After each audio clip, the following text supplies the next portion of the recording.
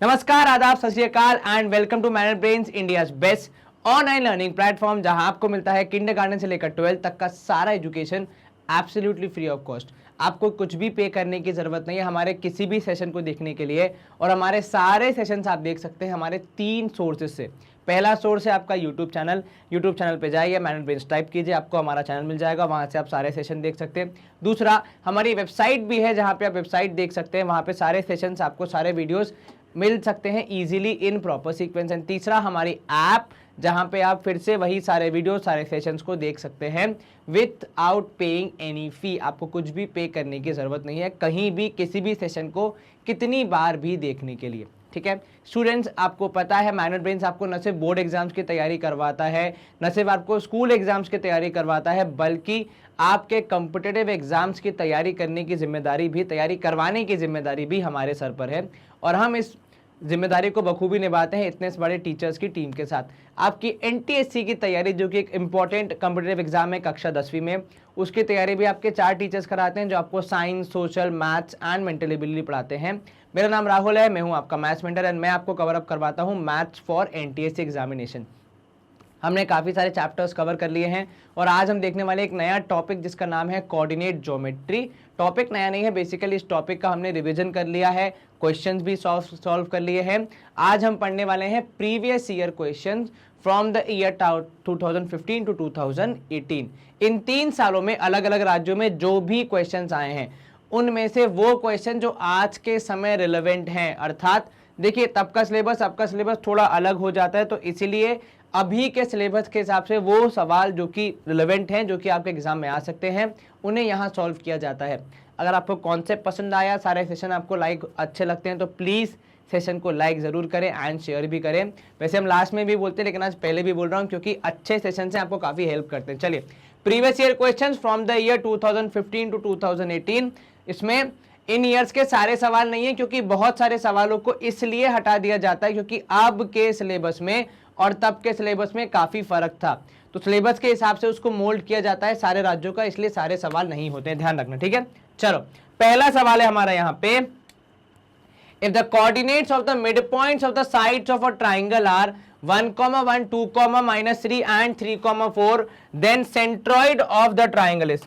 अच्छा, यहाँ पे कुछ लोग क्या घोड़े पे बैठ के आते हैं, मतलब कैसे कि ऐसे मुन्ना कि जैसे ही सेंट्रॉइड दिखा और 3 यहाँ पे कोऑर्डिनेट्स दिखे, फटाफट यहाँ पे सेंट्रॉइड का फॉर्मूला लगा देते और अपना आंसर मार्क कर देते। अब सवाल ये है, क्या यह तरीका सही है?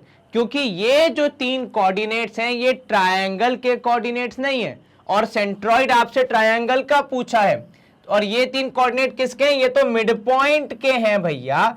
तो आपको यहाँ पे मिड पॉइंट के कोऑर्डिनेट की मदद से क्या ट्रायंगल के सेंट्रॉइड के कोऑर्डिनेट्स मिलते हैं? पहला सवाल ये है जो देश की जनता जानना चाहती है। अगर मिलते हैं तो वेरी गुड, तब तो आप फॉर्मूला लगा सकते हैं, नहीं मिलते हैं तो क्या करना है? अब यहाँ पे अगर मैं इस राज से पर्दाफाश करूं तो बिल्कुल जो लोग घोड़े पे चढ़ के आए हैं वो सही हैं कि भैया यस ऐसा ही होता है। जो आपके मिड पॉइंट्स के कोऑर्डिनेट होते हैं किसी भी साइड के, मतलब अगर तीनों साइड्स के हैं तो उन तीनों मिड पॉइंट्स को भी आप यूज कर सकते हैं सेंट्रॉइड के कोऑर्डिनेट्स निकालने के लिए। वैसे तो एक डायरेक्ट अप्रोच भी है जहां पे आप पहले क्या करते हैं, मिड पॉइंट से x1, x2, x3 निकालते हैं, फिर सेंट्रॉइड निकालते हैं, पर यहाँ पे उसकी जरूरत नहीं पड़ेगी, आप इनकी मदद से भी अपना आंसर निकाल सकते हैं। जैसे यहाँ पे अगर आप देखें तो ये 1 + 2 + 3 होल डिवाइड बाय 3 करने पे आपका जवाब आएगा 2, एंड उसके आगे है 1 - 3 + 4 होल डिवाइड बाय 3 करेंगे आप तो यहाँ पे भी होगा 4। कितना हो जाएगा सॉल्व करने पे? सर यहाँ पे हो जाएगा 4 - 3 करेंगे तो 1 + 1 हो जाएगा 2, तो आपका जवाब होगा 2/3। अब अगर आप ट्रेडिशनल मेथड से करेंगे, एक्चुअल मेथड से, तब भी आपका आंसर यही आएगा। अगर आपको मेरी बात पे यकीन नहीं है तो मैं आंसर को हाईलाइट करके कंप्यूटर जी से कंफर्म करवा लेता हूं, उनका जवाब भी यही आ रहा है। ठीक है, चलिए कंप्यूटर जी एक बार जवाब वेरीफाई करें। बिल्कुल आंसर यही है 2,2/3। तो अगर आपको तीनों साइड्स के मिड पॉइंट दिए हैं तो आप मिड पॉइंट्स की मदद से उस पर्टिकुलर ट्रायंगल जिसके ये मिड पॉइंट्स हैं उसके सेंट्रॉइड को निकाल सकते हैं। इस बात का विशेष ध्यान रखें। पर यदि मिड पॉइंट्स नहीं दिए हैं या किन्हीं दो साइड्स के दिए हैं, तीसरे के नहीं दिए, तब आपको एक्चुअल मेथड करना पड़ेगा। पहले ट्राइंगल के तीनों कोऑर्डिनेट्स निकालने पड़ेंगे, उसके बाद ही आपका आंसर आएगा। ठीक है, ये बात समझ गए आप अच्छे से? Yes sir. चलो यहां पे हम करेंगे स्क्रीन को क्लियर एंड मूव करेंगे सेकेंड क्वेश्चन पे। अब आपका सेकेंड क्वेश्चन है, two vertices of an equilateral triangle. आपको अच्छे से पता है इक्विलैटरल ट्रायंगल क्या होता है? यस सर, एक ऐसा ट्रायंगल जिसकी तीनों साइड्स बराबर होती हैं उसे कहा जाता है इक्विलैटरल ट्रायंगल। ठीक है, चलिए दो वर्टाइस दी हैं आपको, तीसरी निकालनी है। अब देखो, जैसा कि आपने बताया गुरुदेव, इसकी तीनों साइड्स बराबर होती हैं, तो ऑब्वियस सी बात है साइड का लेंथ हमारे लिए बहुत काम का है। तो अब हम प्रयास करेंगे कि हम साइड का लेंथ निकाल पाए, जिसको मैं शॉर्ट में लिख रहा हूं a। ठीक है, कैसे निकालेंगे सर? x2 माइनस x1, तो मतलब √3 माइनस 0 का स्क्वायर प्लस 3 माइनस 0 का स्क्वायर। चलिए a हो जाएगा यहां पे आपका अंडर रूट ऑफ √3 का स्क्वायर मतलब 3 और 3 का स्क्वायर मतलब 9, तो कुल मिला के a की वैल्यू आएगी √12। मतलब जो ट्रायंगल है उसकी साइड्स की लेंथ क्या है? तो भाई साइड की लेंथ है, साइड लेंथ क्या लिखूंगा मैं यहाँ पे? √12। चलिए ये हो गया, इसको आप अभी के लिए क्लियर कर दें क्योंकि ये तो आपने सॉल्व कर लिया है। अच्छा, जो तीसरा पॉइंट है उसके कोऑर्डिनेट्स हम लिख लेते हैं x, y के रूप में। ठीक है, अब आपके पास दो तरीके हैं। पहला, आप दो बार डिस्टेंस फॉर्मूला लगाएंगे, एक बार इस पॉइंट की इस पॉइंट से दूरी निकालने के लिए और एक बार इस पॉइंट की इस पॉइंट से दूरी निकालने के लिए। ठीक है, फिर उन दोनों इक्वेशंस को आप सॉल्व करेंगे, आपको x और y की वैल्यू मिलेगी। लेकिन इस मेथड में समय लगेगा। अब अगर आपके पास समय की कमी है तो आप एक ध्यान रखें एक चीज कि ये जो 0,0 है इसे हम बोलते हैं ओरिजिन। क्या बोलते हैं? इसे हम बोलते हैं ओरिजिन। ठीक है, और जब भी आपको किसी पॉइंट और ओरिजिन के बीच का डिस्टेंस निकालना हो तो आपके पास एक शॉर्टकट फॉर्मूला है कि d = √x² प्लस y²। ठीक है, ये आपको याद होगा। जब भी आपको ओरिजिन से डिस्टेंस निकालना हो तो शॉर्टकट फॉर्मूला क्या है? √x² plus y²। अगर आप थोड़ा सा रिकॉल करें तो जब आप √12 निकाल रहे थे इन दोनों पॉइंट से, तब भी आपका लगभग वही फॉर्मूला बन गया था कि √3 का स्क्वायर और 3 का स्क्वायर दोनों को ऐड करके फिर अंदर रूट। तो अब इसको यूज करके मैं यहाँ जो ये 4 पॉइंट हमें दिए हैं इन चारों की दूरी निकालूंगा हमारे ओरिजिन से और फिर तय करूंगा इनमें से कौन सा हमारा आंसर होगा। ठीक है, सबसे पहले के लिए 1 और 3 √3, तो d would be equal to √1² plus 3 √3 का होल स्क्वायर। कितना हो जाएगा सर? √3 का स्क्वायर करेंगे 3 और 3 का स्क्वायर करेंगे तो 9, 9 और 3 हो जाएगा 27, तो हो जाएगा √28। ठीक है, अब तो ये नहीं हो सकता आंसर, तो इसको आप रिजेक्ट कर देंगे। अगला 0,2 √3, तो d would be equal to √, देखो 0 का स्क्वायर 0, 2 √3 का स्क्वायर, तो 2 √3 का स्क्वायर कितना हो जाएगा सर? 2 का स्क्वायर 4 एंड √3 का स्क्वायर 3, तो 4 और 3 हो जाएगा 12, प्लस करना है 0 तो वो करने की जरूरत नहीं है, तो केवल आंसर आएगा आपका 12। ठीक है, और हमारा वहां पे आंसर आ रहा है 12, तो मतलब इसके आंसर होने के चांसेस काफी ब्राइट। Next is 3 √3। अब 3 √3 आपका आंसर क्यों नहीं हो सकता? क्योंकि सर ऑलरेडी एक पॉइंट है, एक वर्टाइस है जिसका है 3 √3। अगर दूसरा भी हो जाएगा तो ट्राइंगल फॉर्म ही नहीं होगा। 2 पॉइंट एक ही जगह पे हैं, मतलब ट्राइंगल फॉर्म नहीं होगा, क्योंकि ट्राइंगल में क्या चाहिए? तीनों पॉइंट अलग अलग जगह पे, तो ये पॉइंट नहीं हो सकता। 1, √3 भी चेक कर लेते हैं, तो d इसका भी हम नहीं निकाल रहे हैं क्योंकि नॉट पॉसिबल है। यहाँ d हो जाएगा 1, √3, तो 1 का स्क्वायर 1, √3 का स्क्वायर 3। ठीक है, तो 1 + 3 हो जाएगा √4 विच इज इक्वल टू 2।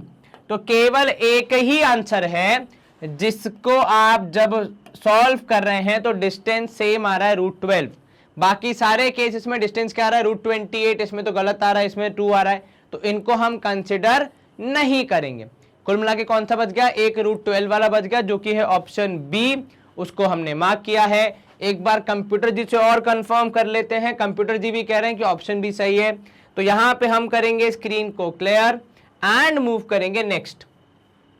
अब नया सवाल है हमारे समक्ष, a triangle A B C right angle at A, ठीक है, एक ट्राइंगल ए बी सी जिसका राइट एंगल किस पे है, एंगल ए पर, has point A and B as 2,3 and 0,-1 okay respectively. If B C is 5 unit then the value of point C, आपको point सी बताना है। चलो यहां पे अब देखो आप, ए पॉइंट है 2,3, काफी मोटा हो गया ये पॉइंट, चलिए ये बेटर है बिल्कुल सर, ये है 2,3 ओके, और जो पॉइंट बी है वो कितना है, वो है 0,-1, मतलब वो कहां आएगा सर, वो आएगा हमारे हिसाब से वाई एक्सिस पे, लेकिन नीचे की तरफ, और साथ में आपको बोल रहा है कि एंगल ए इज 90 डिग्री।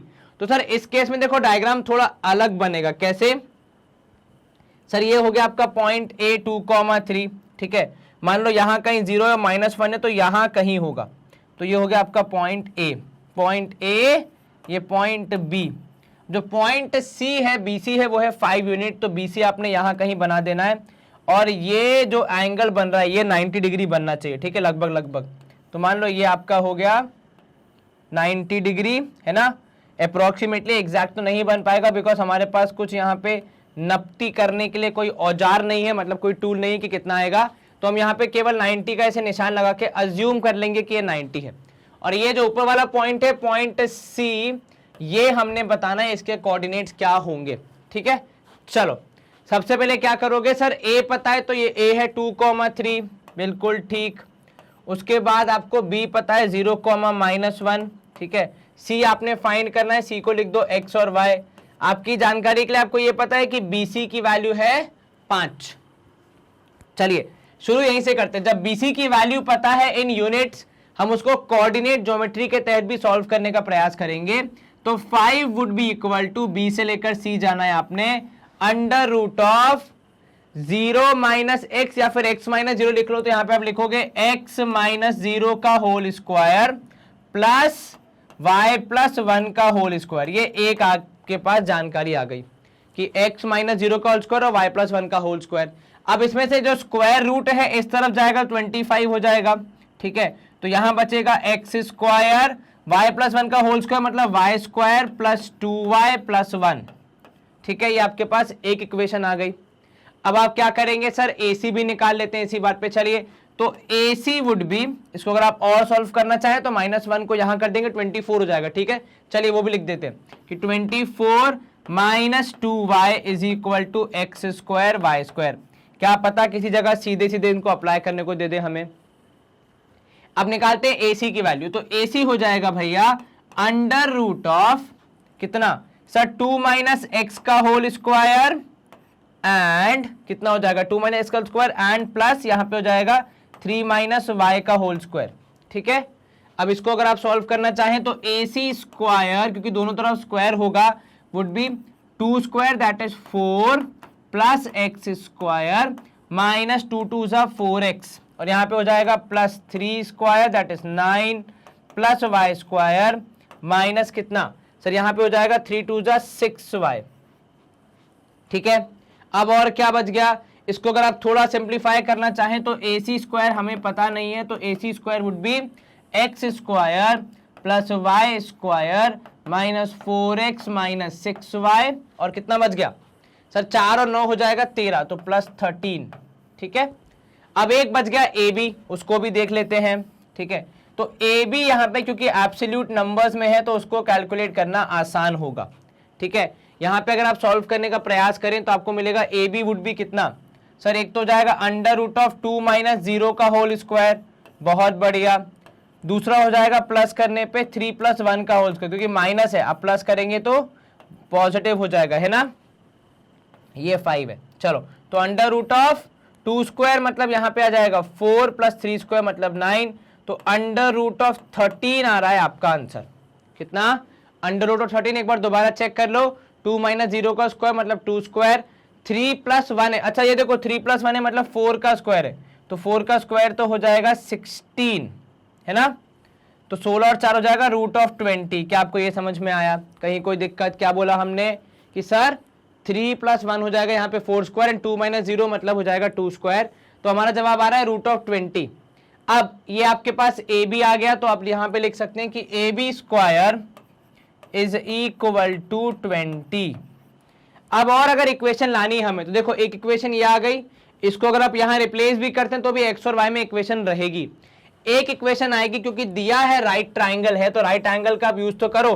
तो राइट एंगल का यूज कैसे होगा, तो भैया वो ऐसे होगा, हम लगाएंगे यहाँ पे पाइथागोरस थ्योरम।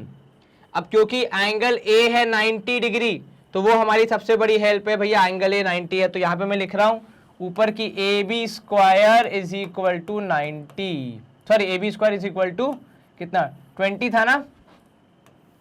चलिए अब सवाल में क्या है, देखो कि क्योंकि एंगल ए 90 है तो उसके ठीक सामने मतलब बीसी हो जाएगी हाइपोटेन्यूज, तो आप लिखोगे A C square plus A B square is equal to कितना, इज इक्वल टू कितना है बीसी मतलब 5 स्क्वायर 25 है ना।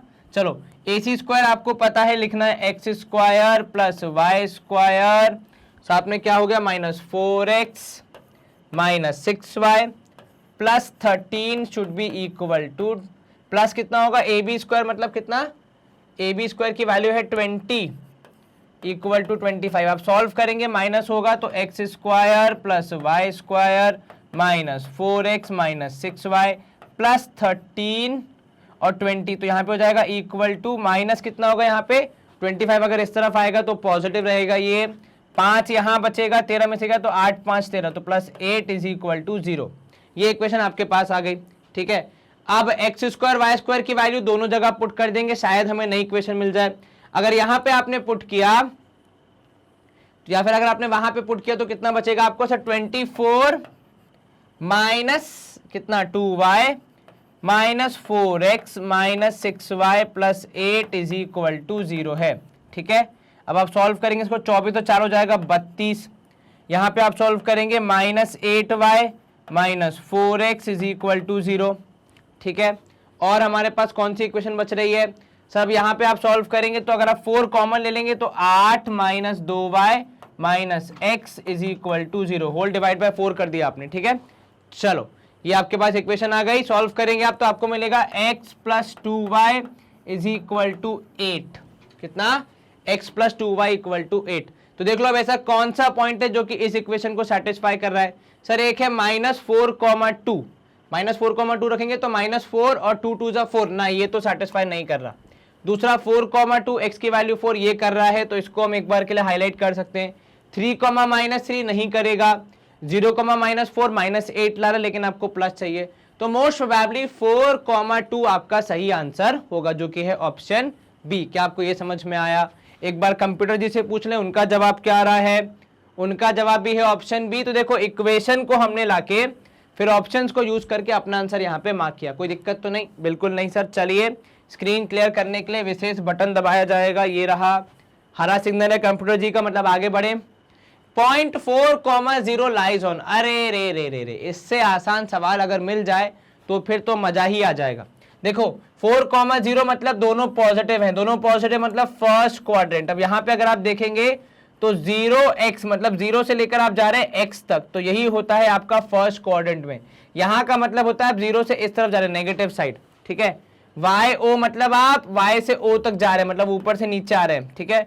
OY मतलब नीचे से ऊपर जाना है। इस तरीके का आपका यहाँ पे जनरल नोटेशन होता है, ध्यान रखना। तो आपका जवाब क्या होगा? Option C. 4,0 है, दोनों पॉजिटिव है, और क्योंकि y 0 है मतलब x का पूरा वर्चस्व है, मतलब x की वैल्यू क्या है, x एक्सिस पे लाई कर रही है, विच इज 4,0 जो कि है 0,0x, जिसको हम कहते हैं कि पॉजिटिव x एक्सिस है, ठीक है। चलिए यहां पे हम करेंगे स्क्रीन क्लियर एंड मूव करेंगे नेक्स्ट क्वेश्चन की तरफ। ऑब्वियसली बात है, आंसर चेक करना है पहले। आंसर चेक किया तो हमारा जवाब भी ऑप्शन सी, कंप्यूटर जी का भी ऑप्शन सी था। तो यहाँ पे अब फाइनली स्क्रीन क्लियर, और नया प्रश्न है हमारे पास।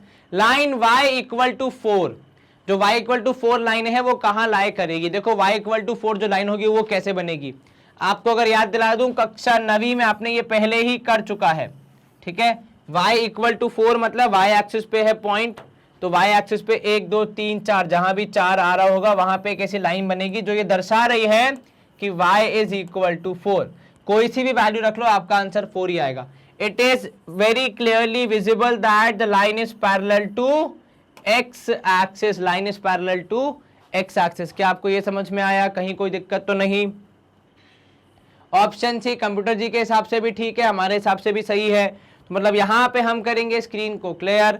नया क्वेश्चन है अब, the area of a triangle with vertices p, 2 minus 2p, ठीक है, 1 minus p into 2p, the 2p and then minus 4 minus p and 6 minus 2p is 70, then the number of integral values of a। आपको p की value find करनी, basically integral values लिख रहा है। इसका मतलब है कि जब आप p को सॉल्व करेंगे शायद आपके एक या दो आंसर आए, उनमें से कौन सा आंसर इंटीग्रल है वो आपको बताना। अब इंटीग्रल क्या होता है वो हम सवाल का जवाब निकालने के बाद आपको समझाएंगे, ठीक है। चलिए सबसे पहले शुरू करते। एरिया है 70, 70, चलिए वुड बी हाफ ऑफ, एकदम ध्यान से करना, x1 मतलब पहला वैल्यू p और ब्रैकेट के अंदर y2 माइनस y3, तो यहां पे हो जाएगा 2p माइनस 6 प्लस 2p। वैसे तो नेगेटिव था, लेकिन क्योंकि यहां पे नेगेटिव ऑलरेडी होता है तो वो उस पॉजिटिव को बना दिया नेगेटिव, नेगेटिव को बना दिया पॉजिटिव। अब आगे आएगा 1 माइनस पी, तो plus 1 minus P multiplied with 6 minus 2p and यहां पे हो जाएगा minus 2 plus 2p। Sign change हो गए, जो नेगेटिव था वो पॉजिटिव बन गया, ठीक है। उसके बाद फिर लास्ट हो जाएगा माइनस 4 माइनस p, ठीक है, और ये मल्टीप्लाई होगा किससे? तो इन दोनों से, तो 2 माइनस 2p और साथ में हो जाएगा ये वाला माइनस 2p, ठीक है। पॉजिटिव है इसलिए साइन नेगेटिव का था जो आगे वो वही रहेगा। 70 इंटू 2 कर दोगे आपको मिलेगा 140। थोड़ी प्रॉब्लम सॉल्व, ठीक है। यहां पे जब आप सॉल्व करेंगे तो p इंटू ये हो जाएगा 4p माइनस 6, इधर पे हो जाएगा 1 माइनस p, कितना? 1 माइनस p, जैसा कि आपको दिख रहा है। Minus 2p plus 2p cancel, 6 और 2 कितना हो जाएगा? 6 में से 2 गया तो 4 बचेगा, माइनस है क्योंकि, ठीक है। और लास्ट में आ जाएगा यहाँ पे माइनस 4 माइनस p, तो अगर आप माइनस साइन कॉमन लेना चाहें तो आपके पास बचेगा 4 प्लस p, दोनों पॉजिटिव, और यहाँ हो जाएगा 2 माइनस 4p। चलिए अब हमें से मल्टीप्लीकेशन करना और अपना आंसर बताना है। 140 would be equal to 4p square minus 6p plus, यहाँ हो जाएगा 4 1 जा 4 और माइनस 4p, यहाँ पे हो जाएगा माइनस, क्योंकि पूरा सब में माइनस लग जाएगा, 4 2 जा 8, ठीक है, 4 इंटू p हो जाएगा माइनस 4p और ये हो जाएगा प्लस 2p, तो माइनस 2p है ना, क्या हो जाएगा? Minus 2p। ध्यान रखना इस चीज़ का। एक काम करते हैं, यहाँ पे माइनस 2p 4 कितना हो? माइनस 4, ये ब्रैकेट में बंद कर लेते हैं ताकि साइन कुछ गड़बड़ ना हो, ठीक है। 4 इंटू 2 हो जाएगा 8, 4 इंटू माइनस 4 हो जाएगा कितना? 4 4 हो जाएगा 16। 16 में से आपने 2 माइनस करना है तो माइनस 14p, ठीक है, ये भी हो गया। अब आ जाओ यहाँ पे माइनस 4 इंटू 4 कितना होगा? 16 होगा। p इंटू 2 2p कर दिया आपने, माइनस माइनस हो जाएगा plus minus minus 4p square, ठीक है। एक बार फिर से देखो, जब दो को मल्टीप्लाई कर रहे हैं 4 टर्म आएंगे। पहला टर्म 4 इंटू 2 8, दूसरा टर्म 4 इंटू माइनस 4 हो जाएगा माइनस 16p, तीसरा p इंटू 2 हो जाएगा प्लस 2p, दोनों को सॉल्व करने में प्लस माइनस करने में माइनस, और लास्ट में 4p इंटू p हो जाएगा माइनस 4p स्क्वायर। अब जब आप सॉल्व करेंगे इसको, क्योंकि अभी पूरी इक्वेशन सॉल्व हुई नहीं है, तो 140 equals to 4p square minus 10p, क्योंकि माइनस 6 माइनस 4 हो जाएगा माइनस 10p प्लस 4, यह हो जाएगा माइनस 8 प्लस 14p और minus minus plus 4p square. 4p square दो जगह है तो वो हो जाएगा 8p स्क्वायर, ठीक है, पहली चीज। उसके बाद माइनस 10 और प्लस 14 तो हो जाएगा केवल 4p, ठीक है, और नंबर्स में प्लस 8 और प्लस 4 और माइनस 8 है तो यहाँ पे हो जाएगा माइनस 4।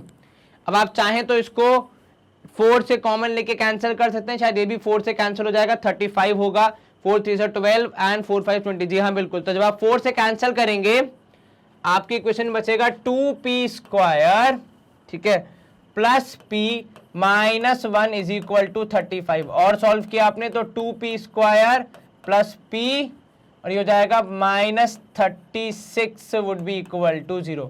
ऐसे दो नंबर जिन्हें मल्टीप्लाई करने पे आना चाहिए 36, ऐड सब्ट्रैक्ट करने पे आना चाहिए केवल 1, तो 36 के फैक्टर हो जाएंगे 36 इंटू 2 सॉरी 72 होना चाहिए मल्टीप्लाई करने पे, तो मल्टीप्लाई करने पे 72, ऐड सब्ट्रैक्ट करने पे केवल p। ये तो बहुत आसान है, 7 और 8 और 9 सॉरी तो आप यहाँ पे अगर इसको क्लियर करके लिखना चाहें तो आपकी इक्वेशन क्या बन रही है कि 2p स्क्वायर, यहाँ पे मैं लिख रहा हूं कि 2p square minus 8p plus 9p minus 36 should be equal to 0। Common लेंगे आप 2p, अगर कॉमन लेंगे तो p माइनस 4, यहाँ पे प्लस 9 कॉमन लेंगे तो p माइनस 4, और इन सबको जोड़ने पे 0। ठीक है, चलिए इसको भी मैंने क्लियर कर दिया ताकि लिखने में आसानी हो। अब यहाँ पे अगर आप देखेंगे तो आपके फैक्टर्स बनेंगे या तो p माइनस 4 या फिर 2p प्लस 9 इक्वल टू 0। और आपको क्या चाहिए, p की वैल्यू चाहिए कितनी, जितनी निकल पा रही हो। तो देखो पहले वाले से मिलेगी p की वैल्यू एज 4, दूसरे वाले से मिलेगी -9/2, और वैसे भी हमें कौन सी चाहिए, इंटीग्रल चाहिए। तो fraction, decimal, negative fraction, positive fraction कुछ भी मायने नहीं रखता, इर्रेशनल नंबर, केवल और केवल इंटीजर जैसे 1 2 3 4 5 6 जो सारे नंबर्स हैं वो सब मायने रखते हैं। तो यहाँ पे आपका जवाब आएगा 1 वैल्यू है इंटीग्रल, दूसरी वैल्यू जो आ रही है वो इंटीग्रल नहीं है, इस बात का विशेष ध्यान रखना है। चलिए कंप्यूटर जी प्लीज जवाब वेरीफाई कर दीजिए। कंप्यूटर जी का जवाब है ऑप्शन बी 1, हमारा जवाब भी था ऑप्शन बी 1। तो यहाँ पे हम करेंगे स्क्रीन क्लियर। नया क्वेश्चन है हमारे पास, what is the distance between the points 3,-6 and -2,6। देखो बहुत ही आसान सवाल है, केवल डिस्टेंस निकालना है। चलिए बस साइन का ध्यान रखना भाई, कहीं गलती मत कर देना, क्योंकि साइन अगर आपने गलत कर दिया तो फिर कुछ कर नहीं पाएगा कोई इंसान। चलो d would be equal to कितना, तो ये हो जाएगा -2 - 3 का होल स्क्वायर प्लस 6 -6 हो जाएगा प्लस का स्क्वायर। तो d would be equal to -5 का स्क्वायर मतलब 25, 6 का स्क्वायर मतलब 6 कितना हो जाएगा, 12 हो जाएगा, 12 का स्क्वायर 144। अब आप ऐड करेंगे d आ जाएगा कितना सर, ये हो जाएगा 5 4 9, 4 2 6, तो 169, जिसका स्क्वायर रूट करने पे आपको मिलता है 13। अब देखो इतना कठिन सवाल था कि मैं भूल ही गया था कि भैया 25 12 और 13, सॉरी 5 12 और 13 का पाइथागोरन ट्रिपलेट होता है, जिसकी मदद से हमने यह सवाल सॉल्व किया। अब हम क्या करेंगे, कंप्यूटर जी से वेरीफाई करवाएंगे। उनका जवाब भी है 13, हमारा जवाब भी 13, मतलब अब हम स्क्रीन क्लियर करके नया क्वेश्चन स्टार्ट कर सकते हैं। चलिए अगला प्रश्न है, the line x plus y equal to 2 passes through. जो x plus y equal to 2 है, अब देखो यहाँ पे 1,1 से पास होगी, बिल्कुल होगी सर। तो 1,1 से पास होगी तो मतलब पहले क्वाड्रेंट से जाएगी। ठीक है, अब क्योंकि 1,1 कहाँ लाया करेगा, पहले क्वाड्रेंट में। दो चीजों को ऐड करने पे 2 आ रहा है। ऐसा कब हो सकता है, जब दोनों में से कोई एक नेगेटिव हो और दूसरी पॉजिटिव हो, क्योंकि 2 बहुत छोटा नंबर है।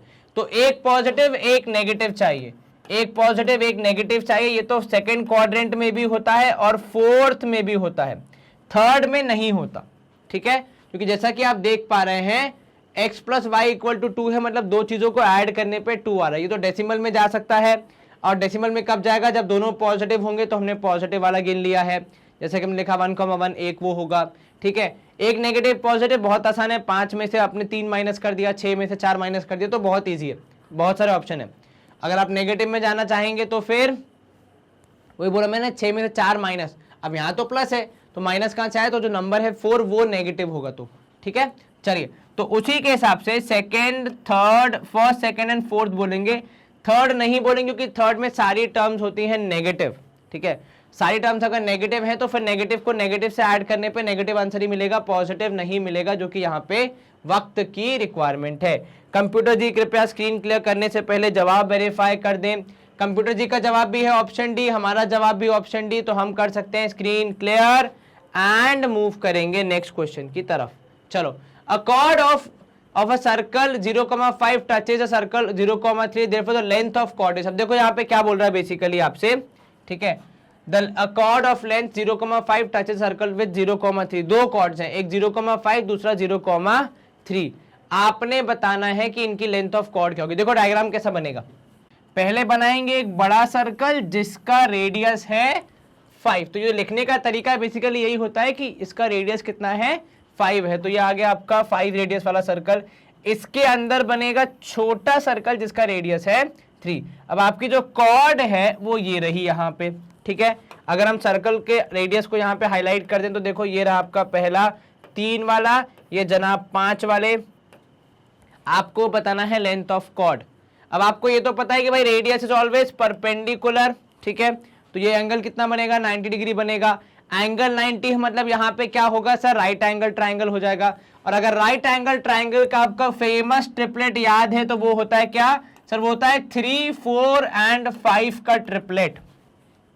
3 का स्क्वायर प्लस 4 का square would always be equal to 5 का स्क्वायर।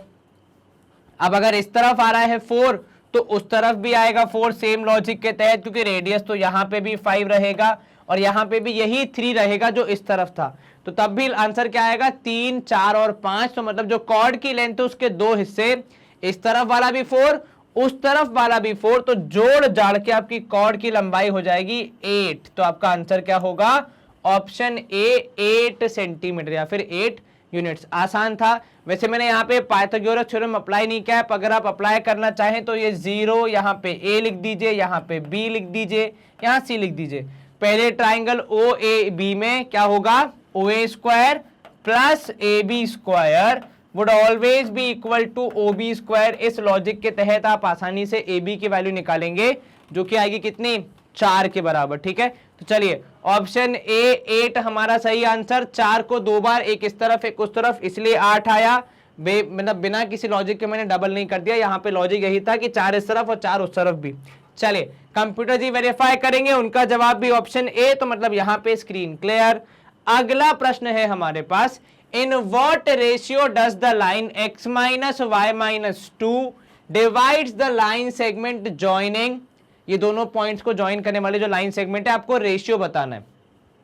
अब देखो यहां पे ना आपको वो पॉइंट पता है जो कि इसको डिवाइड कर रहा है, ठीक है, ना आपको रेशियो पता है। अब सर दो अननोन क्वांटिटी है, कैसे मैनेज करेंगे। देखो एक बात आपको यहां पे हेल्प करने के लिए ये दी गई है कि ये जो लाइन है उसकी इक्वेशन दी गई है, मतलब वो पॉइंट जो कि ए बी के बीच में है या फिर ए बी को डिवाइड कर रहा है वो इस इक्वेशन में लाई करेगा। मतलब ए बी का जो पॉइंट है जो कि ए बी को डिवाइड कर रहा है उसकी एक्स और वाई की वैल्यू इस इक्वेशन में सेट हो जाएंगी। तो हम निकाल लेते हैं भाई एक्स और वाई की वैल्यू। अगर रेशियो नहीं दिया है तो भी सर कैसे, सर रेशियो को हमेशा अज्यूम कर लेते हैं k:1, तो यहां पे भी वही करेंगे। आप k:1 अज्यूम करेंगे, आपका फॉर्मूला होता है कितना sir, m1 that is k, x2 that is 8 plus m2 that is 1 into x2 x1 that is 3। तो k into 8 plus 1 into 3 whole divide by k plus 1। Solve किया, x would be 8k plus 3 whole divide by k plus 1। दूसरी तरफ आपके पास y आएगा, ठीक है, y की value होगी यहां पे कितनी सर, वही k इंटू 9 हो जाएगा पहले, तो k इंटू 9 और साथ में फिर 1 इंटू -1 प्लस 1 इंटू -1। कृपया सावधानी पूर्वक सॉल्व करें भैया, गलती नहीं कर रही। तो ये हो गया y की वैल्यू और आपने नीचे लिख दिया k प्लस 1। अब आप क्या करेंगे, इसको सॉल्व करेंगे तो y equal to 9k minus 1, क्योंकि 1 इंटू -1 करेंगे तो -1 हो जाएगा, और नीचे k प्लस 1। x और y दो वैल्यूज आ गई। अब ये दोनों वैल्यूज जो x और y की हैं, जो कि ए बी को डिवाइड करने वाली जो लाइन सेगमेंट है, जो पॉइंट है उसकी है, वो इस लाइन पे भी लाई कर रहा है। अर्थात x और y की दोनों वैल्यू को जैसे ही आप इस लाइन की इक्वेशन में रखेंगे तो वो इक्वेशन को सेटिस्फाई करेगा। तो मतलब यहां पे अगर हम नेक्स्ट पार्ट पे जाए हमारे सवाल के, तो x की जगह आ जाएगा 8k plus 3 upon k plus 1। ये मैंने क्या किया, इक्वेशन में x की जगह वैल्यू सब्स्टिट्यूट कर दी, minus of 9k minus 1 whole upon k plus 1, और this would be equal to 2 लिख रहा हूं मैं, ठीक है, -2 था, मैंने साइड चेंज करी तो वो +2 हो गया। चलिए क्योंकि दोनों के पास नीचे k प्लस 1 है तो एलसीएम लेने में कोई दिक्कत नहीं आएगी। तो 8k plus 3 minus 9k plus 1 would be equal to, अगर नीचे हम लिख रहे हैं k प्लस 1 तो this would be equal to कितना, वुड बी इक्वल टू 2, है ना। अब ये 2 कहां से आया भैया, सर वो तो पहले से ही इक्वल टू के उस तरफ है। चलिए अब आप सॉल्व करेंगे यदि इसको, तो आपके पास ऊपर बचेगा 8k माइनस 9k, तो मतलब केवल -k, और ये 1 प्लस 3 हो जाएगा 4 whole would be equal to, यहाँ पे हो जाएगा 2 इंटू के प्लस 1, तो 2k प्लस 2, और ये 2 इंटू के प्लस 1 कहां से हुआ, तो भैया 2 इंटू के 2k प्लस 2 इंटू 1 हो जाएगा 2। अब अगर आप इसको सॉल्व करेंगे तो फिर आसानी से आपको आपका उत्तर मिल जाएगा कि यहाँ पे आप, अगर मैं इसको नीचे लिख दूं क्योंकि शायद आपको दिख ना रहा हो, तो ये लीजिए, ठीक है, सॉल्व करेंगे इसको, 2 यहां जाएगा तो 4 माइनस 2 हो जाएगा would be equal to, minus k यहां जाएगा तो प्लस के हो जाएगा, तो 2k प्लस के, 4 में से 2 गया, 2 बचेगा और आपका जवाब आएगा 3k। k की वैल्यू आएगी 2/3। कितनी आई k की वैल्यू, 2/3। तो आपका रेशियो क्या रहेगा सर, जो k की वैल्यू आई वही रेशियो होता है, तो यहाँ पे होगा 2/3, जो कि है ऑप्शन बी के रूप में। क्या आपको ये समझ में आया, कहीं कोई शंका मन में, कोई दिक्कत? बिल्कुल नहीं सर, आसानी से हो गया, बहुत बढ़िया। कंप्यूटर जी जवाब वेरीफाई करें, उनका जवाब भी है ऑप्शन बी, दैट इज 2:3। हमारा जवाब भी सेम था। तो अब हम यहाँ पे क्या करेंगे सर, हम करेंगे स्क्रीन को क्लियर एंड मूव करेंगे नेक्स्ट क्वेश्चन की ओर। अब नया क्वेश्चन है, if a, 0 and 0, b and 1, 1 are collinear. 3 point है, ये तीनों कोलिनियर हैं, तो value of 1/a plus 1/b बतानी है।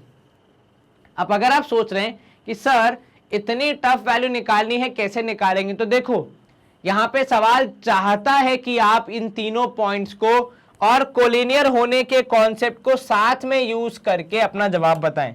अब जैसे ही आपने देखा कोलिनियर, मन में पहला विचार क्या आया कि सर एरिया हो जाएगा 0, एरिया 0 हो जाएगा, तो चलिए 0 would be equal to half of, लगाएं फॉर्मूला, तो सर ये हो जाएगा a इंटू बी माइनस 1। चलिए ये हो गया ठीक। उसके बाद फिर प्लस 0 इंटू जो भी वैल्यू अंदर आए, क्योंकि आंसर तो 0 ही आना है, तो 0 माइनस बी है वैसे तो, पर मल्टीप्लाई बाय 0 होगा तो सब कुछ 0 हो जाएगा, प्लस यहाँ पे हो जाएगा c के लिए x3 1, और ये हो जाएगा कितना 0 माइनस बी, नो 1 है, तो एक मिनट रुको, यहाँ पे आएगा 0 की जगह 1 माइनस 0, सॉरी b नहीं आएगा, यहाँ पे आएगा 1 माइनस 0, क्योंकि आप पहला और आखिरी ले रहे हैं, तो 1 माइनस 0 और लास्ट में हो जाएगा 0 माइनस बी। चलिए अब 2 इंटू 0 करेंगे यहाँ पे, तो 0 ही हो जाएगा और हाफ चले जाएगा, गायब हो जाएगा। इसको अगर आप सॉल्व करेंगे तो आपके पास बचेगा a b minus a plus 0 minus b, ठीक है। अब क्योंकि a और b दोनों नेगेटिव है, आप साइड चेंज कर देंगे तो आपको मिलेगा a b positive plus b positive is equal to a b. Divide करेंगे आप इसको, तो ये हो जाएगा a plus b whole divide by a b is equal to 1। अब सर यहाँ पे क्या होगा, देखो जब आप डिवीजन कर रहे हो नीचे एक ही डिवाइजर है, आप उसको अलग अलग कर सकते हैं, तो यहाँ पे आपको स्पेशली मिलेगा अलग अलग करने पे a upon a b plus b upon a b. आपने सेम डिवाइजर था तो आपने अलग अलग कर दिया, तो कैंसिल होके 1 अपॉन बी बच गया, यहाँ पे यहाँ बच गया 1 अपॉन ए इक्वल टू 1। और अगर आप ध्यान से देखेंगे तो आपके सवाल में यही पूछ रहा है कि 1 अपॉन ए प्लस 1 अपॉन बी को ऐड करने पे क्या 1 मिलेगा, बिल्कुल मिलेगा सर। यहाँ पे आपका जवाब है ऑप्शन बी, जो कि आपको साफ साफ दिख रहा है कि 1 अपॉन ए प्लस 1 अपॉन बी को ऐड करने पे कितना मिलेगा, 1 मिलेगा, ठीक है। आसान प्रश्न, देखो भले ही दिखने में खतरनाक था लेकिन कितना आसान था, क्योंकि आपको केवल वैल्यू पुट करके फॉर्मूला यूज करके अपना आंसर निकालना था। तो कभी भी ओवर थिंक नहीं करना है सवाल को लेके कि ये कैसे आएगा, क्या होगा, जितना आता है उतना तो अप्रोच करो। कोलिनियर से एरिया पे आए, एरिया से एरिया को 0 किया, 0 करने के बाद सॉल्व किया, ऑटोमेटिकली आंसर आ गया। कंप्यूटर जी जवाब वेरीफाई करें, उनका जवाब भी है ऑप्शन बी 1, हमारा जवाब भी सेम, तो स्क्रीन क्लियर। नया प्रश्न यहाँ पे है, the area of triangle formed by a comma b plus c, b comma a c plus a और c comma a plus b would be कितना। फॉर्मूला दिए हैं, चलिए ऑप्शन दिया है आपको, एरिया ऑफ ट्राइंगल पूछा तो एरिया ऑफ ट्राइंगल निकालिए।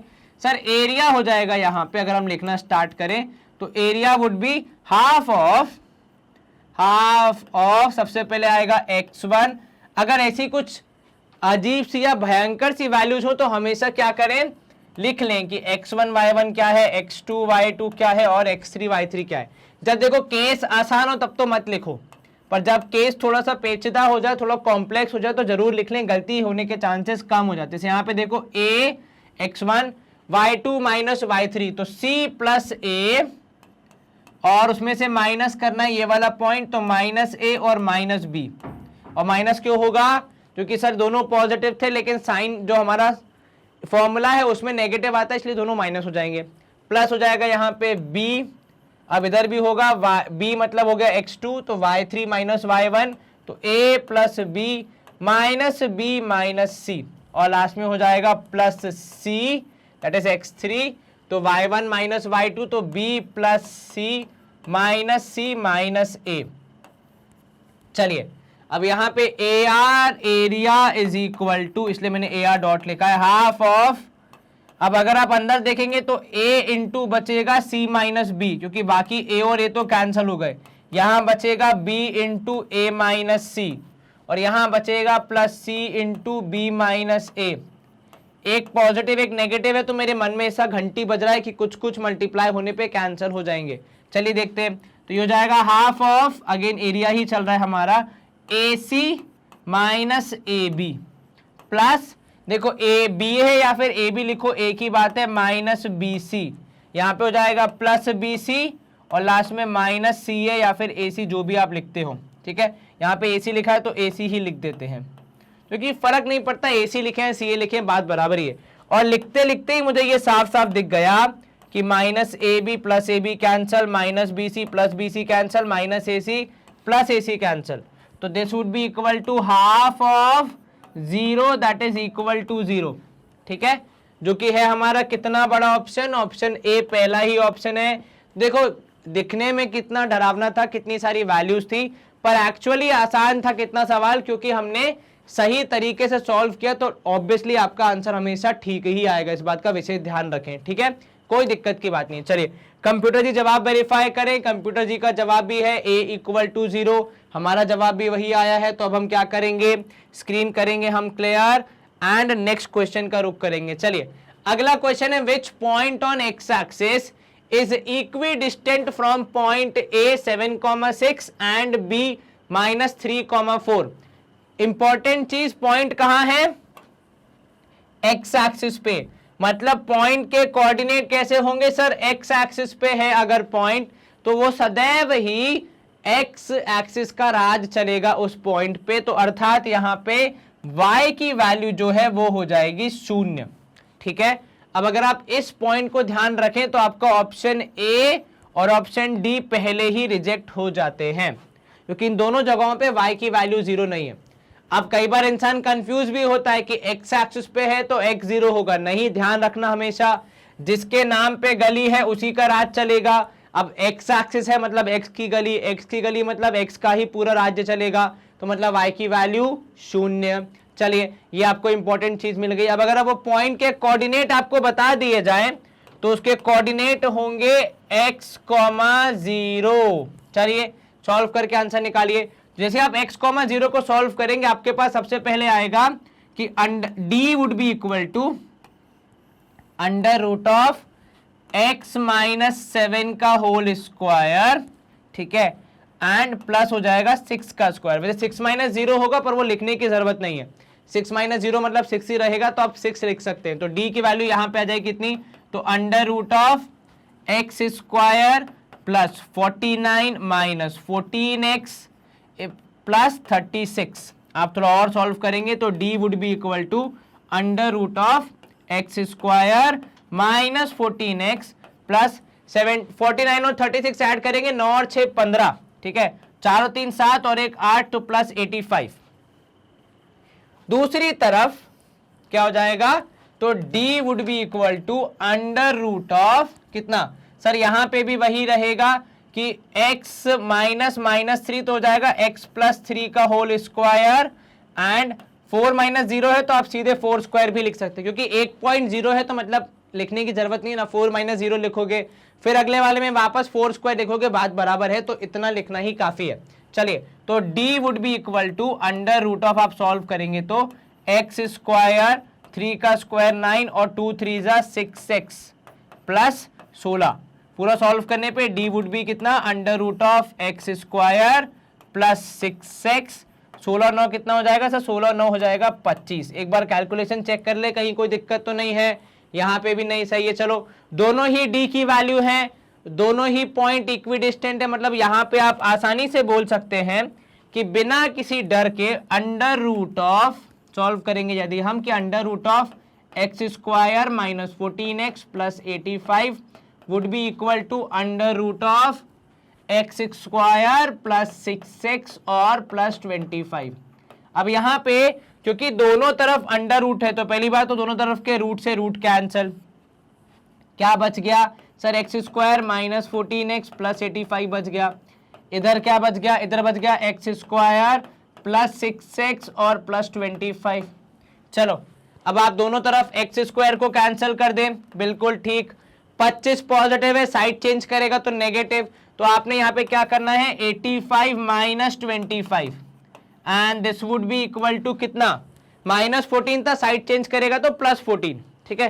तो 6 प्लस 14 हो जाएगा, 85 माइनस 25 हो जाएगा सर यहाँ पे कितना 60 और यहाँ हो जाएगा कितना 20x, तो x की वैल्यू आ रही है सॉल्व करने पे 3, x इज इक्वल टू 3 हमारा आंसर आ रहा है जो कि है ऑप्शन सी के रूप में। ऑब्वियस सी बात है y की वैल्यू 0 है तो सीधे सीधे आंसर क्या आएगा, x की वैल्यू और 0, तो x की वैल्यू है 3 तो मतलब y की वैल्यू 0, तो आपका आंसर क्या है, आपका आंसर है सर यहाँ पे 3,0 जो कि ऑप्शन है हमारा सी। क्या आपको ये समझ में आया? यस सर, कहीं कोई दिक्कत तो नहीं?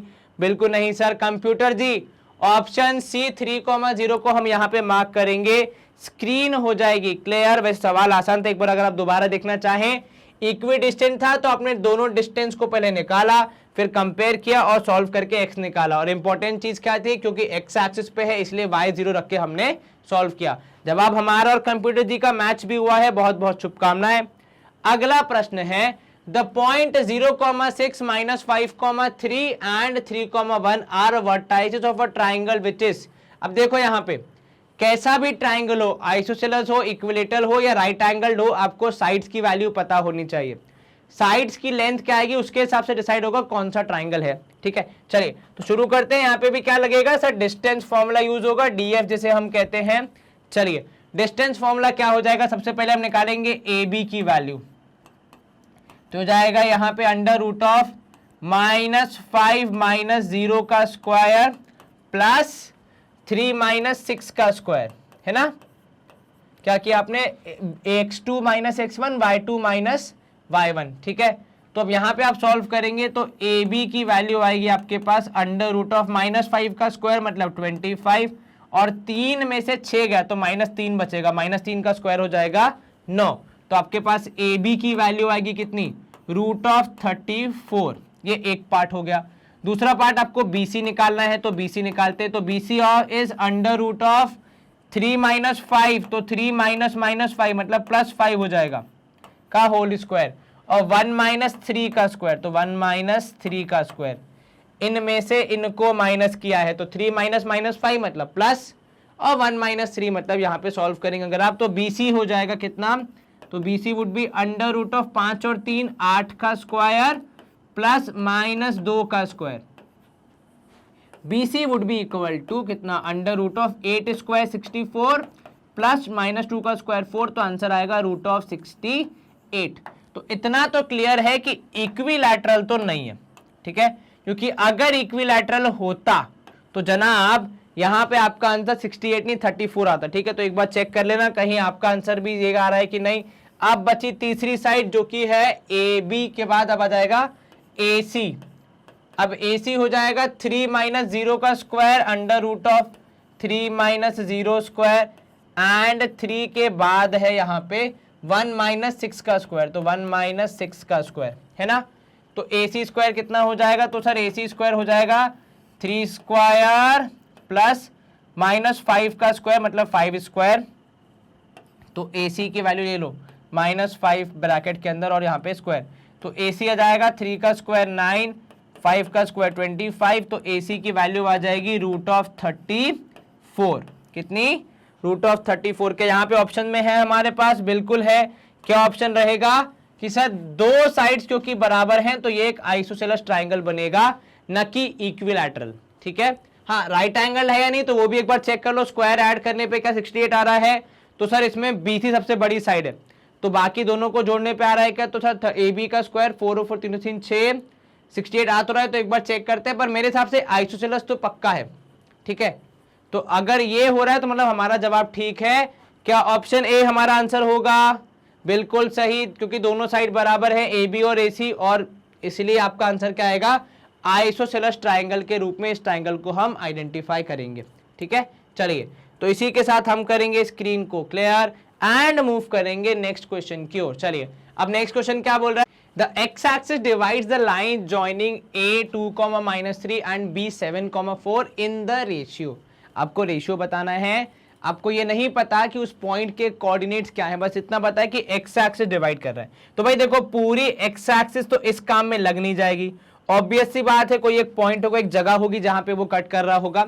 उस पॉइंट के कोऑर्डिनेट्स यदि हमें पता चल जाए या उस पॉइंट के बारे में कुछ यूनिक चीज मालूम चल जाए तो हमारा काम हो जाएगा। अब वो यूनिक चीज है क्या? सर अगर आप ध्यान से पढ़ेंगे, कह रहा है एक्स एक्सिस, मतलब इस बात की पूरी गारंटी है कि वो जो पॉइंट होगा जो कि इस लाइन सेगमेंट को डिवाइड कर रहा होगा। देखो, मेरे कहने का मतलब बहुत सिंपल है कि जनाब एक्स एक्सिस तो बहुत बड़ी है, और ये जो लाइन है जो जहां से भी पास हो रही होगी वो केवल एक ही पॉइंट से पास हो रही होगी ना, तभी तो कट करना होगा। तो इस पॉइंट के कोऑर्डिनेट के बारे में मैं सिर्फ इतना बोल सकता हूं कि y की वैल्यू है, और इस बात की श्योरिटी कैसे है मुझे? क्योंकि एक्स एक्सिस पे है वो पॉइंट जो कि इसको कट कर रहा है, इसीलिए वहां पे y हो जाता है 0। अब अगर y 0 है और आप रेशियो को मान रहे हैं k:1, तो आपका काम आसान हो जाएगा। y इक्वल टू 0 है तो भाई पहले y की वैल्यू निकाल लेते हैं। y की वैल्यू निकलेगी यूजिंग सेक्शन फॉर्मूला, जो कहता है कि m1 y2 plus m2 y1, लेकिन ध्यान रखना -3 है यहाँ पे value, whole divide by k+1। अब क्योंकि y की वैल्यू 0 है तो आपने यहाँ पे 0 लिख दिया, यहाँ हो जाएगा 4k - 3 would be upon k+1। k+1 0 से गुणा हो जाएगा तो केवल 0 बचेगा, और यहाँ हो जाएगा 4k - 3। सॉल्व करेंगे आप, आपको मिलेगा 3 = 4k, तो 3/4 हो जाएगी वैल्यू ऑफ k। अब अगर k की वैल्यू है 3/4 तो रेशियो क्या आ जाएगा? सर 3/4, तो वही आपका जवाब होगा ऑप्शन सी। क्या आपको ये समझ में आया? यस सर, कहीं कोई दिक्कत, कोई शंका? बिल्कुल नहीं सर। कंप्यूटर जी कृपया जवाब वेरीफाई कर दें। उनका जवाब भी है ऑप्शन सी, हमारा जवाब भी ऑप्शन सी। Screen clear? देखो, सवाल में हमें से यही करना है, आप कैसे अपने जवाब तक पहुंचने का हिंट ढूंढ सकते हैं, बस पूरा मामला वही है। जैसे ही आपको हिंट मिल जाएगा आपका सवाल आसानी से निपट जाएगा, कोई दिक्कत ही नहीं आएगी। चलिए, अगला प्रश्न है, यदि पी क्यू आर यहाँ पे दिए आपको कोऑर्डिनेट्स हैं किसके?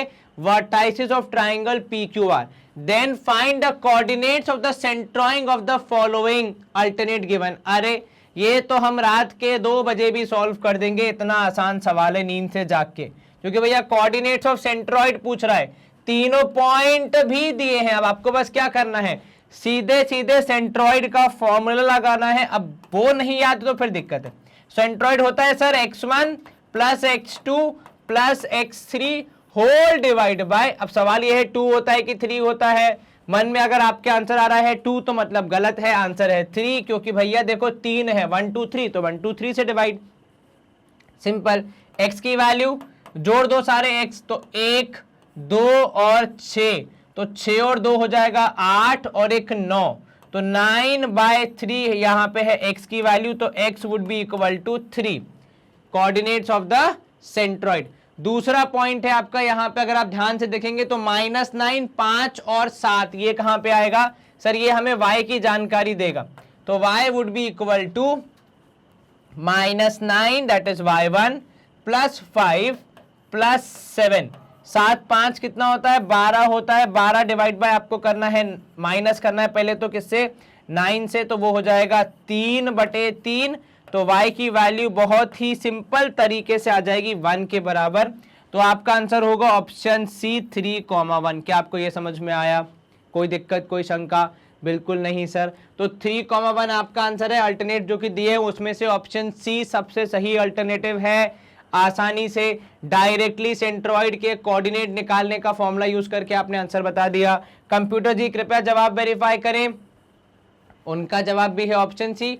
कैलकुलेशन में ध्यान रखें। देखो अगर आपने यहाँ पे हल्की सी भी गलती कर दी तो आपने अगर एक एक्स्ट्रा ऐड कर दिया तो आपका आंसर हो जाएगा 10/3, जो कि एक ऑप्शन है।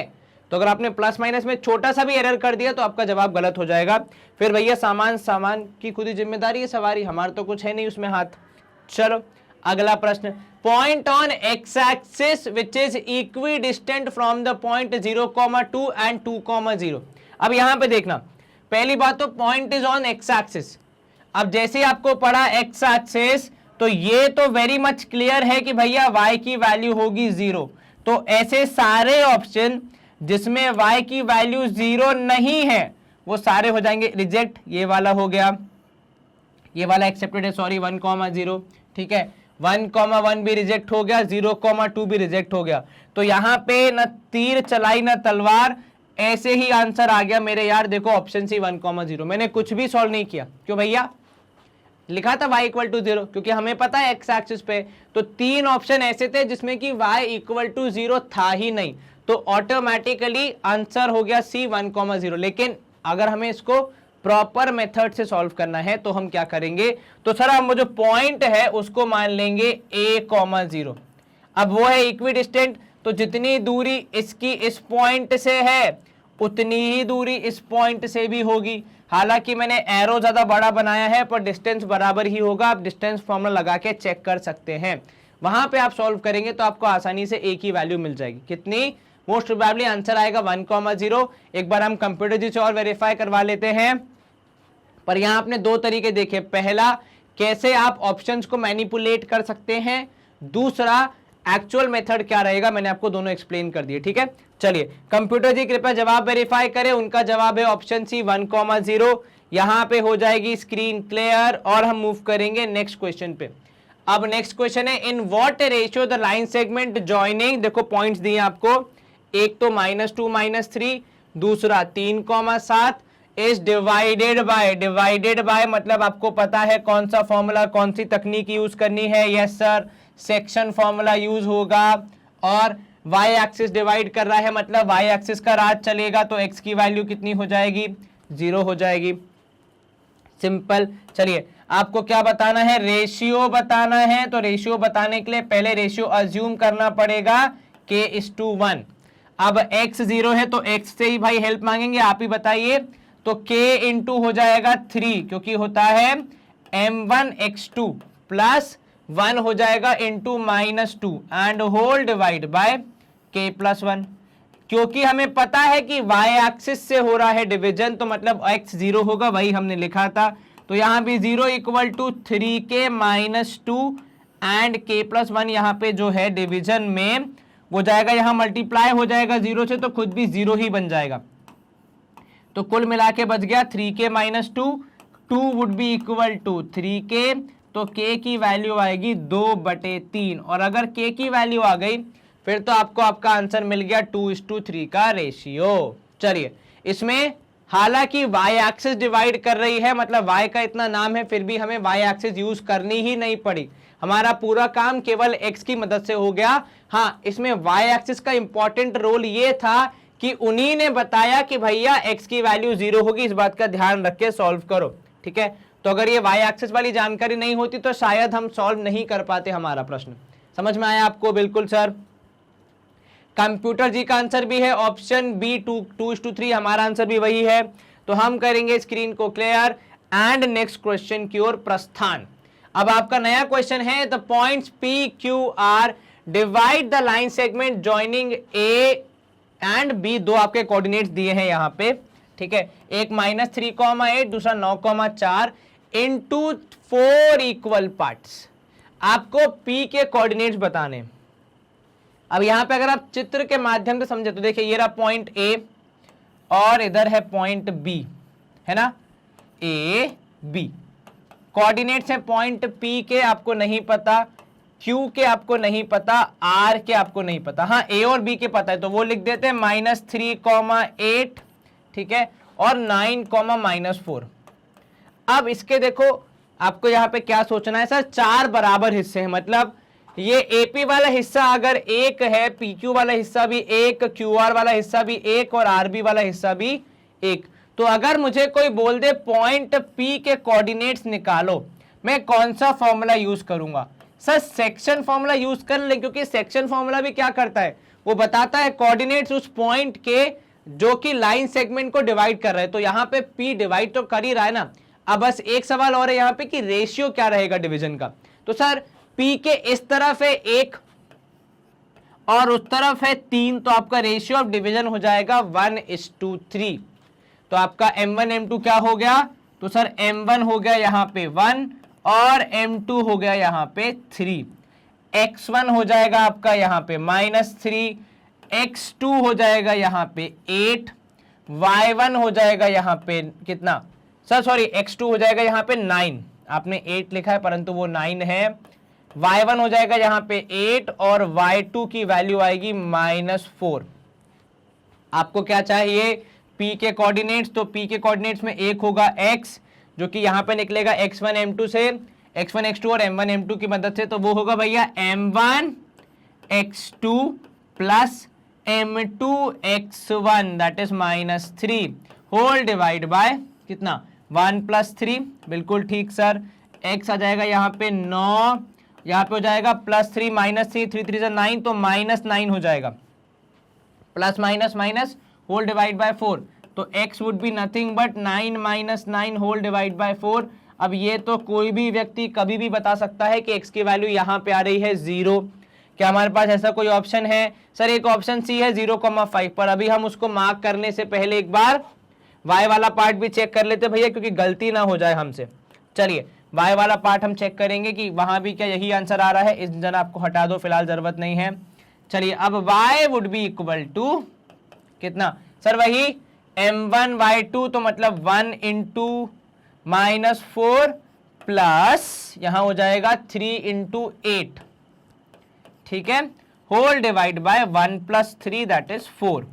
तो y की वैल्यू हो जाएगी यहाँ पे -4 + 24 होल डिवाइड बाय 4। ये हो जाएगा 20/4 that is would be equal to 5। तो आपका यहाँ पे आंसर क्या आया? 0,5। पहले वाले से मार्क किया आपने, दूसरे वाले से कंफर्म किया, आपका आंसर आ गया फाइनल 0,5। कंप्यूटर जी कृपया जवाब वेरीफाई करें। उनका जवाब भी है ऑप्शन सी 0,5, हमारा जवाब भी ऑप्शन सी 0,5। Screen clear? एक बार फिर से अगर आप देखना चाहें तो सबसे इंपॉर्टेंट यहाँ पे क्या था कि कैसे हमने M1 और M2 की वैल्यू निकाली, मतलब रेशियो निकाला, और रेशियो निकालने के बाद फिर आसानी से हमारे सवाल को सॉल्व कर दिया। ठीक है, चलिए इसी के साथ यहाँ पे स्क्रीन क्लियर। अगला प्रश्न देख लेते हैं। फिर से बोल रहा है कि भैया y एक्सिस डिवाइड कर रही है, मतलब ये भी क्लियर सवाल है किस बारे में कि भैया आपकी x की वैल्यू कितनी हो जाएगी इसमें? सर x की वैल्यू हो जाएगी 0, और अगर x की वैल्यू 0 है फिर तो आपका काम आसान है, आपको केवल रेशियो निकालना है। रेशियो मान लेंगे हम k:1 हमेशा की तरह। अब x दिया है 0 तो पहले x से ही मदद मांगते हैं। x हो जाएगा k × 8 that is M1 × X2 plus M2 × X1 whole divide by k + 1। फिर से यहाँ पे x क्या है? 0 के बराबर है, तो यहाँ आ जाएगा 8k - 4 अपॉन k + 1। k + 1 जो यहाँ डिवीजन में साइड चेंज करेगा तो 0 में मल्टीप्लाई हो जाए तो कुल मिला के जवाब 0 ही आएगा। 8k - 4 इधर जाएगा तो +4 इज इक्वल टू 8k।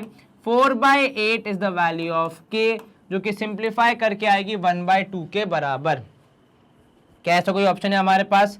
बिल्कुल है सर, ऑप्शन डी 1:2।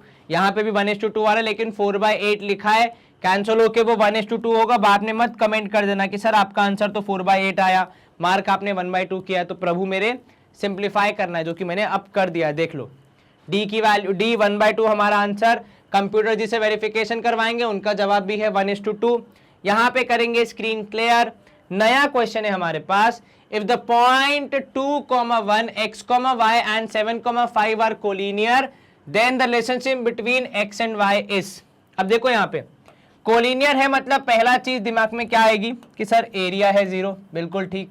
अब जब एरिया 0 है और आपको x और y की वैल्यू नहीं, उनके बीच का कनेक्शन बताना है, तो अपनी कैलकुलेशन करो, आपको कनेक्शन ऑटोमेटिकली मिल जाएगा, कोई दिक्कत की बात ही नहीं है। चलिए सबसे पहले आप लिखोगे कि भैया area is equal to half of, शुरू होगा किससे? x1 से, मतलब 2। तो 2 इंटू x2 माइनस x3 मतलब y माइनस 5, गलती नहीं करना है भैया। फिर आएगा x2 तो मतलब हो जाएगा प्लस x, अब यहां पे आएगा x3 माइनस x1 तो मतलब 5 माइनस 1, फिर आएगा लास्ट में प्लस x3 दैट इज 7, और अब की बार आएगा x1 माइनस x2 तो मतलब 1 माइनस y, ब्रैकेट क्लोज। अब क्योंकि एरिया 0 है तो हाफ जब वहां जाएगा तो 0 इंटू 2 हो जाएगा, जो कि एक्चुअली आएगा 0 ही, वो तो बस मैंने आपको एक दिखाने के लिए लिख दिया कि ऐसा कुछ होगा। अब आप सॉल्व करेंगे तो 2 इंटू वाई हो जाएगा 2y, 5 2 जा minus 10 plus 5x plus 7 and minus 7y। अब आप इसको थोड़ा सा रीअरेंज करेंगे तो आपको आपका आंसर मिल जाएगा कि 0 इक्वल टू कितना है sir, 5x positive minus 5y negative, क्योंकि 2 यहां पे हो जाएगा गायब हो जाएगा, और क्योंकि 7 नेगेटिव है तो नेगेटिव का साइन आएगा, और माइनस 10 और प्लस 7 है तो माइनस 3। तो आपकी इक्वेशन बन रही है 5x माइनस 5y, ओ सॉरी यहां पे देखो 5 माइनस 1 है तो 4 होगा, वो हमने जल्दबाजी में लिखना भूल गए हम, सब्ट्रैक्शन यहां पे होगा, तो 4x minus 5y minus 3 is equal to 0। कभी कभी ऑप्शंस आपकी हेल्प भी कर देते कि आपको थोड़ा 19-20 अगर होता है तो दिख जाता है, जैसे यहाँ पे हुआ, तो 4x minus 5y minus 3 equal to 0, ठीक है। तो हमेशा एक बार चेक कर लीजिए, ऐसा नहीं कई बार बोल दिया कि नहीं जो हमारा आंसर है वही फाइनल है, ऑप्शन रॉन्ग होंगे, कभी कभी हमसे भी मैनुअल एरर हो सकता है, तो चेक कर लें हर बार अपने सवाल को ताकि जवाब गलत ना हो, ठीक है। चलिए आसान प्रश्न है, बिल्कुल सर कंप्यूटर जी जवाब वेरीफाई करेंगे, उनका जवाब भी है ऑप्शन ए, स्क्रीन क्लियर। नया क्वेश्चन है हमारे समक्ष कि ABCD is a square whose vertex A lies on the origin. ये बहुत इंपॉर्टेंट जानकारी है भैया कि जो A है उसके कोऑर्डिनेट्स क्या हैं सर, उसके कोऑर्डिनेट्स हैं 0,0। The coordinates of mid point of the diagonal AC। अच्छा, डायगोनल AC के भी मिड पॉइंट का कोऑर्डिनेट है ये, है ना। Find the value of P such that the area of square is 20 square units. Okay चलो, अब भैया देखो यहाँ पे जो मिड पॉइंट है AC का, तो मतलब वो A से जुड़ा हुआ है ना। मिड पॉइंट है मतलब अगर आप A के कोऑर्डिनेट्स बोल रहे हैं 0,0, ठीक है, और आपको C के कोऑर्डिनेट्स नहीं पता है, ठीक है, पर आपको पता है मिड पॉइंट है, तो भैया आप मिड पॉइंट यहां पे लिख लो P/2, कितना है P/2 क्रॉस 1। अब क्योंकि एक कोऑर्डिनेट है 0,0 तो दूसरे वाले का यहाँ पे रोल काफी इंपॉर्टेंट हो जाता है, उसको मैं लिख रहा हूं यहाँ पे x, y। अब मिड पॉइंट निकालने का फॉर्मूला क्या होता है सर, वो होता है 0 plus X whole divide by 2 is equal to mid point का x value that is P/2। तो यहाँ पे आपको क्या दिख रहा है कि सर जब आप सॉल्व करेंगे 2 से 2 कैंसिल, तो कुल मिला के x would be equal to P। ऐसे ही दूसरी तरफ 0 plus Y whole divide by 2 would be equal to कितना 1। 0 प्लस वाई आएगा किसके बराबर, 2 के बराबर, तो y की वैल्यू आई 2। मतलब जो पॉइंट C है, मतलब जो पॉइंट C है उसके कोऑर्डिनेट्स होंगे P,2। सर लेकिन ये हमारी किस रूप में हेल्प करेगा, देखो area of square is 20 square units. पहले आपको ये पॉइंट C निकालना समझ में आ गया, कैसे आपने मिड पॉइंट की मदद से और A की मदद से C के कोऑर्डिनेट्स निकाले, इतनी कहानी समझ में आ गई। तो इस कहानी को मैं यहाँ पे कर रहा हूँ डी एंड। अब आ जाते हैं हम A और C की मदद से कैसे हम P निकाल सकते हैं। देखो यहाँ पे आपको AC दिया है, मतलब A और C के कोऑर्डिनेट्स दिए हैं, तो मैं यहाँ पे लिख देता हूँ C is P,2, A is 0,0। जो स्क्वायर है वो एक तरीके से रोम्बस होता है, आपको ये ध्यान है, बिल्कुल सर। और रोम्बस का एरिया निकालने का फॉर्मूला होता है half into D1 into D2, ठीक है, ये आपको याद है। अब क्योंकि ये स्क्वायर है तो स्क्वायर में क्या होता है, बेसिकली दोनों डायगोनल बराबर होती है, तो हाफ इंटू बेसिकली आप करते हो डी स्क्वायर, मतलब जो भी डायगोनल की वैल्यू आ रही है उसका स्क्वायर, ठीक है। तो अगर आपके पास एरिया है 20 और हाफ इंटू डी स्क्वायर है 20 के बराबर, क्योंकि एरिया है 20, यहां से आपको यह सीख मिलती है कि 40 is the value of D square, मतलब d की वैल्यू आएगी √40, अर्थात स्क्वायर की डायगोनल की लंबाई, स्क्वायर के डायगोनल का डिस्टेंस, स्क्वायर के डायगोनल की दूरी, मतलब दोनों पॉइंट जो कि डायगोनल बना रहे हैं उनके बीच की दूरी कितनी है, √40। दोनों पॉइंट बोले मैंने, कौन सा, एक ए दूसरा सी। और जितना मुझे याद है इन दोनों पॉइंट के बीच की दूरी निकालना हमारे लिए कोई दिक्कत की बात नहीं, क्योंकि हमने पढ़ा है डिस्टेंस फॉर्मूला।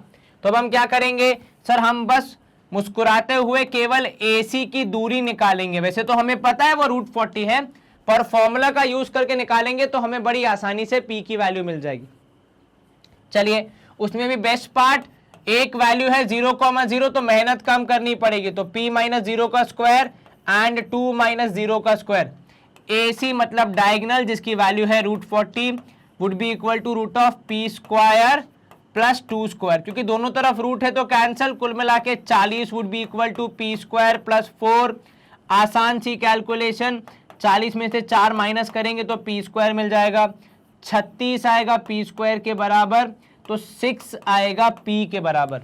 तो P की वैल्यू कितनी, 6, बल्कि ±6, क्योंकि देखो भैया स्क्वायर है तो नेगेटिव का स्क्वायर भी होता है, पॉजिटिव का स्क्वायर भी होता है बराबर, इसीलिए यहाँ पे ±6 हमारा सबसे सटीक आंसर है। समझ में आ गया, कहीं कोई दिक्कत तो नहीं, बढ़िया एकदम।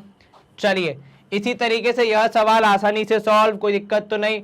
ऑप्शन ए ±6 हमारा आंसर। यहाँ पे हम करेंगे स्क्रीन क्लियर और मूव करेंगे नेक्स्ट क्वेश्चन की तरफ। अब नेक्स्ट क्वेश्चन है, the equation of a line which passes through points 4,0 and 0,-3 will be. ये सवाल जितना कोऑर्डिनेट ज्योमेट्री का है उससे ज्यादा ये सवाल है कॉमन सेंस का। किसका, कॉमन सेंस, मतलब आप बहुत ही आसानी से यहाँ पे इस सवाल का जवाब बता सकते हैं। अब देखो यहाँ पे पॉइंट से पास हो रहा है, मतलब वो जो इक्वेशन होगी वो इन दोनों पॉइंट्स को सेटिस्फाई करेगी। तो आपको इन चारों में से वो ऑप्शन बताना है जो कि इन दोनों पॉइंट्स को सेटिस्फाई करवा पाए। उदाहरण के तौर पे आप पहला वाला ऑप्शन देखिए, आपने रखा x की वैल्यू 4 तो 4/4, y की वैल्यू है 0 तो 0/3, तो ये आंसर कितना आएगा सर, इसका आंसर आएगा 1 + 0 दैट इज इक्वल टू 1। तो मतलब ये पॉइंट इस इक्वेशन को सेटिस्फाई कर रहा है, लेकिन दूसरा पॉइंट भी करना चाहिए, तभी हम बोलेंगे कि हाँ दोनों से पास हो रहा है। दोनों के लिए भैया 0/4 प्लस है यहाँ पे, और आपका यहाँ पे -3/3।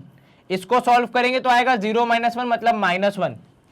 यह पॉइंट क्योंकि सेटिस्फाई नहीं कर रहा है Q वाला पॉइंट, तो हम A को अपना आंसर मार्क नहीं करेंगे, क्योंकि वो दोनों पॉइंट्स को सेटिस्फाई नहीं कर रहा है। यदि दोनों पॉइंट को सेटिस्फाई करता तब हम पक्का बोलते कि वो हमारा आंसर है। कोई दिक्कत तो नहीं, बिल्कुल नहीं सर। दूसरा देखो, x/3 मतलब 4/3 -0 हो जाएगा, क्योंकि यहाँ पे क्या है y/4, तो y की वैल्यू 0 है, तो 7 तो नहीं आ रहा, तो यहाँ पे पहला पॉइंट ही सेटिस्फाई नहीं कर रहा है, तो हम आगे की मेहनत करेंगे ही नहीं। इसके बाद तीसरा वाला है x/4 - y/3। चलिए इसको भी चेक कर लेते हैं। x/4 मतलब 4/4 माइनस y/3 मतलब 0/3। अच्छा एक बात देखना, कुछ लोग बोलेंगे सर y की वैल्यू तो -3 है। बेटा वो दो अलग अलग पॉइंट है, ठीक है। इस वाले पॉइंट में 4,0 है, तो x की वैल्यू 4, y की वैल्यू 0, ये आपको सेटिस्फाई करवाना है। आंसर आया 1 मतलब सेटिस्फाइड। अब दूसरा वाला पॉइंट है 0,-3, तो 0/4 माइनस है कि प्लस है, माइनस है, तो -3 होल डिवाइड बाय 3। अगर इसमें भी आ गया 1, जो कि आ रहा है, क्योंकि माइनस माइनस प्लस हो जाएगा, 3 और 3 डिवाइड होके 1 हो जाएगा, क्योंकि दोनों ही इक्वेशन, दोनों ही पॉइंट्स माफ कीजिएगा, इस इक्वेशन को सेटिस्फाई कर रहे हैं, तो ये हमारा आंसर होगा। डी पॉइंट भी ट्राई कर लो, आपका आंसर नहीं आएगा, सेम अलग अलग आएगा।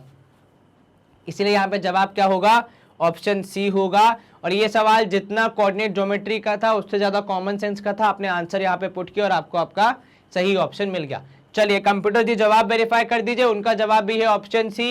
And as far as I can remember this is the last question. बिल्कुल ठीक, मेमोरी अपनी थोड़ी तेज है, दिन में 2 बार बादाम खाने चाहिए, एक बार सोने के बाद, दूसरा उठने से पहले, ठीक है। चलो अब यहाँ पे आपको एक इंपॉर्टेंट जानकारी बता दूं मैं कि मैग्नेट ब्रेन्स की वेबसाइट आपको पता है, आप इजीली एक्सेस कर सकते हैं। पर बहुत से स्टूडेंट्स पूछते हैं कि सर जब यूट्यूब चैनल है तो इसकी ज़रूरत क्या है। तो बेटा ऐसे टाइम पास करने के लिए तो बनाई नहीं है, ज़रूरत है। ज़रूरत ऐसी है कि भैया सबसे पहले तो आप गूगल पे जब भी टाइप करते हैं magnetbrains.com, आपको इस तरीके से हमारी पूरी वेबसाइट मिल जाती है, जहाँ पे आपको सारा कंटेंट प्रॉपर क्लासिफाइड मैनर में देखने को मिलता है, तो आपके कंफ्यूज होने के, राह भटकने के चांसेस मिनिमम। उदाहरण के तौर पे आप एनटीएससी पढ़ना चाहते हैं, एनटीएससी के टैब पे क्लिक करो। यहाँ पे आप कक्षा 10वीं एनटीएससी का हमारा मैथ्स पढ़ना चाहते हैं तो यहाँ पे जाइए, वॉच नाउ के टैब पे क्लिक करिए। जैसे ही आप वॉच नाउ के टैब पे क्लिक करेंगे कुछ इस तरीके से आपको चैप्टर वाइज लिस्ट मिल जाएगी। हर एक चैप्टर में कितने सेशंस हैं, किस सेशन में क्या पढ़ाया गया है, क्या उनका ड्यूरेशन है, इसकी पूरी जानकारी एकदम सीक्वेंशियल ऑर्डर में आपको मिल जाती है ताकि आपका कोई भी सेशन मिस ना हो। ठीक है, तो ध्यान रखना। जैसे यहाँ पे आपको जो भी सेशन देखना है वो आपको मिल गया, वॉच नाउ के टैब पे क्लिक करो। Same like YouTube, same teachers, same quality content deliver करते हुए वहां पे आपको मिल जाते हैं। देखो चेक कर लो, मेरी शक्ल इनकी शक्ल मैच हो रही है, मेरा कोई जुड़वा भाई नहीं, यही मैं हूँ। ठीक है, सेम क्वालिटी सेम कंटेंट, कुछ फर्क नहीं, बस आपको केवल यहाँ पे थोड़ा क्लासिफाइड मैनर में कम एड ब्रेक्स के साथ, कम डिस्टर्बेंस के साथ इजीली एक ही जगह पे सब कुछ मिल जाता है। चलिए समझ में आ गए, यहाँ पे आप पहुंच जाएंगे, देख लेंगे आराम से। एंड इसी के साथ हम आ गए हमारे सेशन के एंड पे। तो हमारा जो 100% फ्री कॉल चलता है मैग्नेट ब्रेन्स का, जहाँ पे हम एनटीएससी सैट की तैयारी करवा रहे हैं आपको स्टेज 1 के लिए, उसमें हमने आज पढ़ा कोऑर्डिनेट ज्योमेट्री के कुछ प्रीवियस ईयर क्वेश्चंस 2015 से लेकर 18 तक के। इसके पहले हमने 18 से 20 वाला सेशन ऑलरेडी बना दिया है, आपने नहीं देखा है तो जाके देखिए। प्लीज सेशन को लाइक, चैनल को सब्सक्राइब एंड इस वीडियो को शेयर जरूर करें, बिकॉज नॉलेज जितना आप शेयर करेंगे उतना आपका भी इंक्रीज होगा। बहुत सारे क्वेश्चन में प्रैक्टिस की, उम्मीद कर रहा हूं आपको सारे क्वेश्चन समझ आए होंगे। अगले सेशन में हम सिलसिला आगे बढ़ाएंगे, मे बी नया चैप्टर, नया टॉपिक। आप प्लीज सेशन देखते रहिए, अपनी तैयारी अच्छे से कीजिए। All the best for the examination, stay home, stay safe, bye bye, take care, see you soon.